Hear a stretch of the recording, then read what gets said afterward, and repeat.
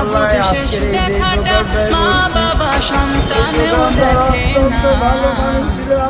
এমন মরণ মাওলা তুমি কাউকে দিও না, এমন মরণ মাওলা তুমি কাউকে দিও না।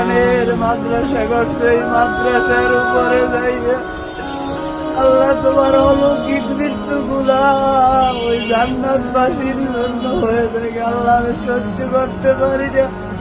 আমি যে মরণ লাশ হলে কেউ চায় না গোসল দিতে, আসে না ছেলে বাবার কফিন কাঁধে নিতে। জানাজা দাফন কাফন ভাগ্যে যদিও হয়, মানবতার ফেরিওয়ালা সেথায় অসহায়। এই পাপীদের কঠিন ইমতিহানে ফেলো না মালিক, এই পাপীদের